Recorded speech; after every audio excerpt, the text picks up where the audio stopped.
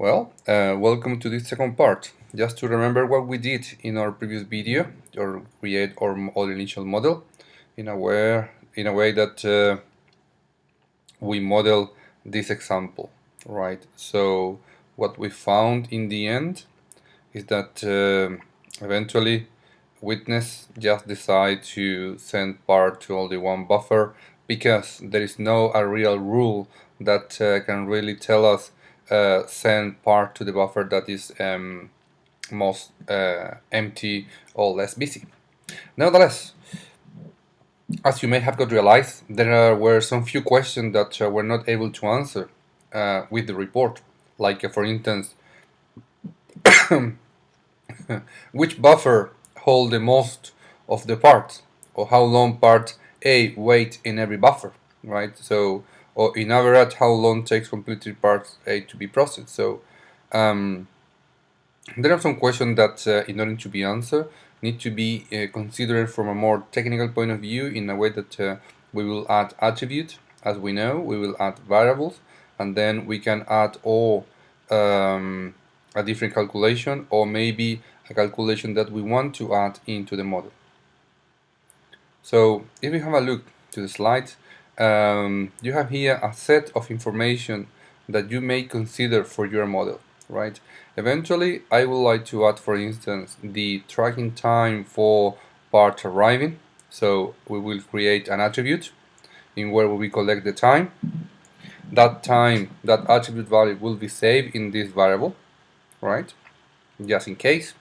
When the parts will be going out from B1, this also will be collected in this. We also calculate the difference, as you can see here, in this variable timeout. And for instance, for every buffer, we also may know the time when part goes in and the time when part goes out. So this is very interesting because, for instance, I can summarize, for instance, the total time in queue, for instance, for those 3 queues. So I can know how long part wait in total, considering their waiting time here in B2, in B3, and in B4. And also, I can also display, for instance, the total time that a part spent in the system. So let's do that based on our previous model.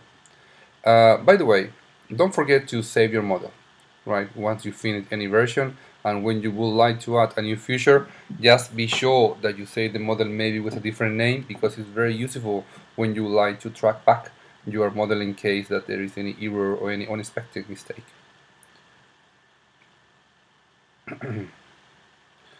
Right, so I'm going to save this where it should be saved. So here.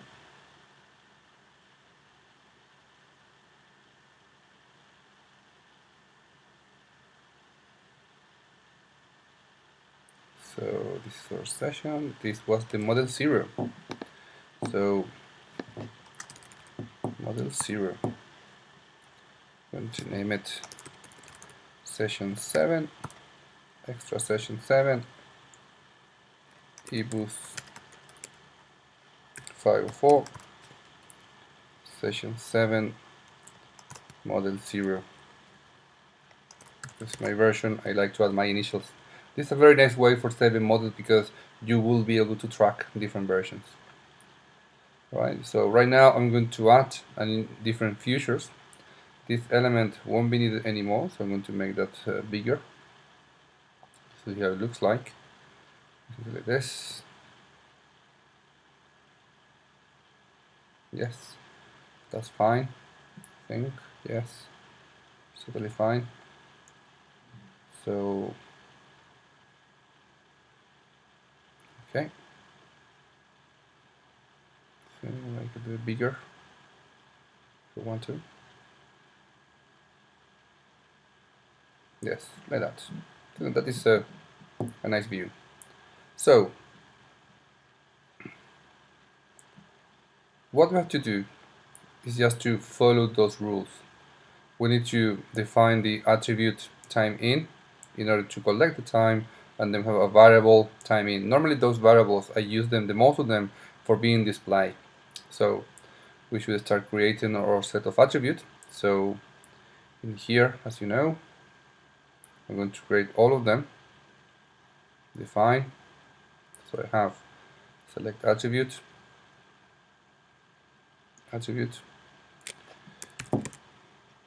my regular notation. I need to know later on that those are attributes. So time in, I create that one. I also have this other attribute, so you have to copy paste the name to maintain the consistency of this. So the next attribute, time in b1 to create that. Add the attribute time in b2, the attribute time in b3, b4. Right, so I cover all that. You see that eventually, if you have your methodology, those things could be those type of activities could be very simple and very quick. So I covered that one, and that one is covered, and that one is also covered. Time in, right? So sorry, this by the way should be b3. To see it. So and the timeout. So also I need to, because I would like to collect how long every part is spent in every queue, in every buffer. So in the model, I'm going to add those other attributes. So out, let's say b1, b2. Please observe how in the left hand side the attributes are created. So b3, b4. Right. Okay, let's see something else. Have attribute here. I create a new one actually that's not here, which is the time in which the part got out in this system. So let me say this. So it's that one, it's that one, that one, and those are all the attributes. Now I'm going to create the variables that I will need. It's also very simple. It's a little bit time consuming, but that's why if you do this properly from the very beginning, then maybe you won't have to do that again. But if you don't proceed properly, eventually you will need to come back here to this section, and that is very time consuming. So try to make sure that you are able to save your names in a way that will be consistent with your model, and then of course will be very useful for you in order to remember them. So it's timeout from b1, b2, b3, and b4. Right, so b1 is a variable, b2 is a variable, b3 is a variable, b4 is a variable, and the var timeout, which is the time that all the parts are going to spend in the system. So I think that I have everything. I create all my elements. I do timeout. Yes, yes, yes, yes. Should be everything ready. So now that I have created all that, now I need to place them. I need to use them. So how do I do it? Well, very simple. For instance, attribute time in. This attribute is very useful when I want to collect at what time part arrives. So what I will do is that to this attribute assign the internal variables witness, which is time, like this, and to the other variable, which is var time in, I will assign the value of this attribute, like that. right? So in a way that I will be able to display exactly the value on which that part has arrived. It's correct. It's correct. So then, where else? On the buffer, I can put in action on output. I can do this. Because I'm using exactly the same names, I can just copy paste this. It's very convenient. So in action on output, you can copy this. So this is correct. This is correct. Then M1. M1 considers nothing. Very good. Then B2. B2 says in action on input, I will collect the time when the part arrived to the buffer, before it started waiting. So here, action on input. So before getting into, I just set the time before I start waiting. I'm going to, by the way, I think that silence this. Not sure if I can do it. So yes, here. I'm going to silence this, right? Good. It's too noisy. Right, and outside that, I have this. So what I'm doing here, right, is that in this variable, I'm collecting the difference of time in a way that I will know the exact time that that part has waited in B2, because I collect the arrival time. Now, because I use the time function, I just make the difference, and with that difference, I get the exact amount of time that part has waited in that buffer. So validate, and it's correct. So I will do the same with the others very quickly. So that's why I mentioned you that it's very important to create your strategy for development models, because eventually when you do it in a very organized way, it becomes more quickly, you know. So, and because it's quickly, you can reach a higher stage of the model easily. And of course, you will be able to validate your model soon, instead of waiting a very long time for creating a model, and then at the very last minute you finish. Then probably you won't have time or enough time for checking everything. So that's why it's very important, right, to have this ability for this ability for creating models quickly.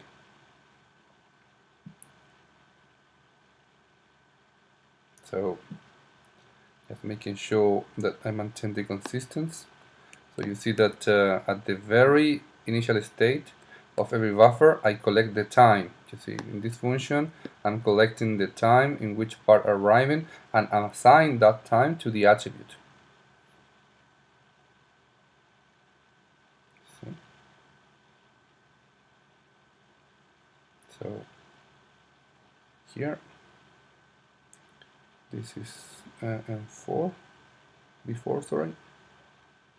Here, right.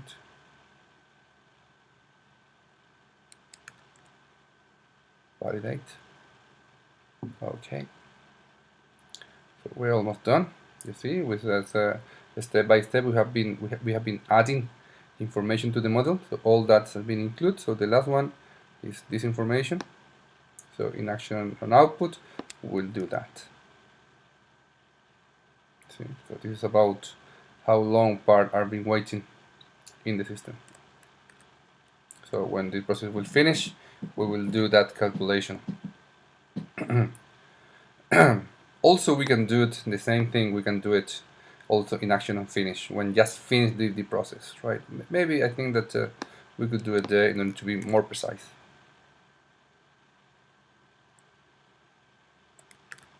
So we can validate this.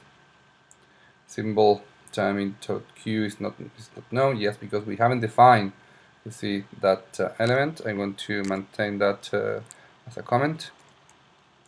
like that. So we'll come back to this later. There. So now it should work. Right, so this variable, we forgot to define that variable. So then we need to define it.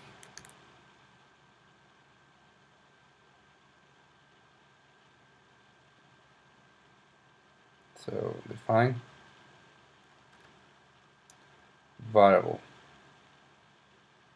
There we go. We create this. Now we are sure that the variable has been created here. So I will delete the comment. Oops, sorry. This. Right, so I'm going to do this. So I'm actually finish. So now I'm going to delete those comments right now.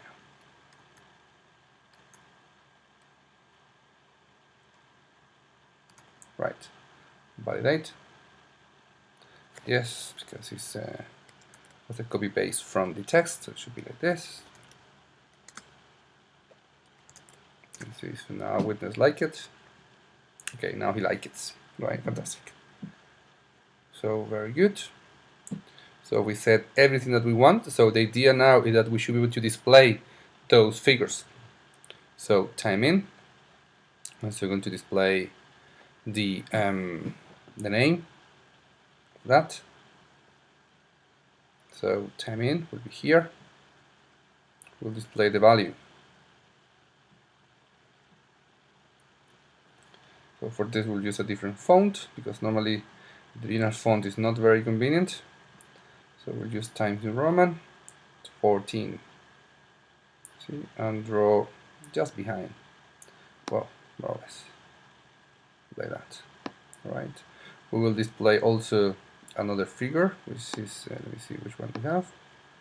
So we will do timeout B1. So we will know how long it takes to go out from B1. So we're going to display this. Wait a moment. Yes, to close this. So now I can do it. So I'm going to display the name. That here. I'm going to draw this. Yes. Eventually, of course, that this is the way how I display the variable. But if you want to, then you can change the name. You know, in a way that be more realistic with what you want to represent. So this is, as I said, quite time-consuming. But if you do this well the first time, then maybe you won't have to do it again. So it may become a very useful tool. Right. So timeout B2. So display here. Sorry, the name.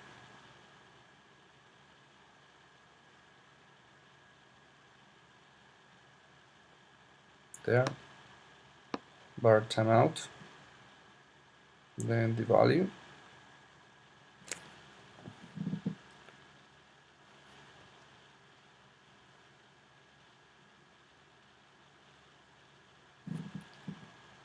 So let me select a few items.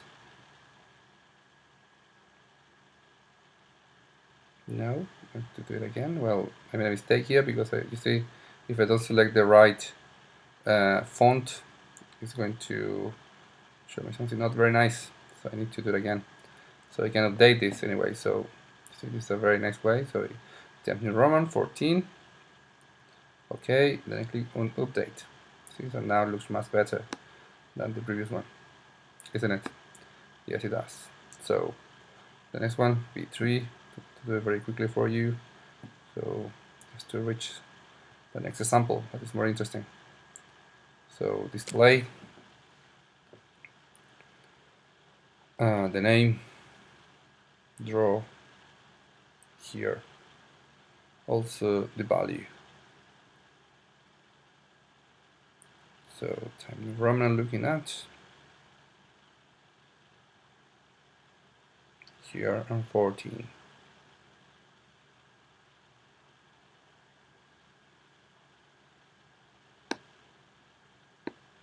There's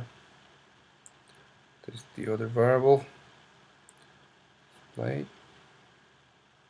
So remember that also because our previous model, or model 0, all these elements are in minutes. So we know that now. So we should expect the figures that will be minutes, right? So to value, to change this. Okay, wait a moment. So 14, draw here. And just to finalize, we are just there. Timeout. Oh, sorry, I forgot to close this. So the timeout with the total timeout. That means that it's the time that a particular or any part takes to go out from the system. So this is fine. I want to draw it like that. So it's that. Then we have the value like that. So wait a moment. Set.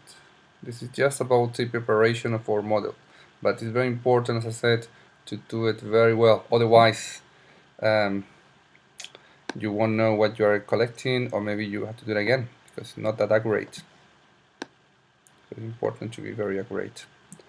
And also, we are calculating the total time in queue, which is something that we will know. We will know as soon as part has been pushed to ship. So when part will be pushed to ship, we will know how much, or for how long really they have waited in those queues. So we have the name, as usual. We draw this here, using place different. Of course that we can change the colors of this, we can do many other things, but at this very moment I'm trying to be as much functional as possible to show you how this works. So here, and we have this here, and then we draw this like this. Very good. So we will save our model. Don't forget to save your model before run, because we made several changes. Basically we have updated to a new one. So instead of model 1, this is model 0, this is going to be model 1. You see? So now I'm doing a proper control change of the versions. A control version. So if we run the model again, right here, we'll see that because part arrives every minute, we know that this value will be all the time continually from 1, 2, 2, 7, 11, 10 by 1, because part arrive every minute. But what is more interesting, that now when part arrive, I know how long they have waited. And because I have this queue, right, what is expected that is that this number should grow exponentially eventually, because every part waits even more. You see, and this is the total time that a part takes for going out, and this is the total value that part has been waiting in the queue. So you know that this is 30. So when this will finish, this value will be related to 30. You see, so now we have a very interesting model in a way that we can check the figures. We can check figures that will be very useful, and especially this one from the queue. So what we are saying here that once one part get out, we know exactly how long they have waited, and at this very moment, because the queue is very long, this waiting time should all the time be bigger, right? But as well, we got to realize that there is no movement in those two buffers, so that is something that we should fix. So many thanks for attending to this second video, and now we're going to proceed to add additional features to this model in order to control a little, to know where we could change, or where we could send, the parts in a way that they could know in advance if the place of destination is available or not, or has too many parts, or has just less part, or how could M2 knows from which buffer it should pull at first. Thank you.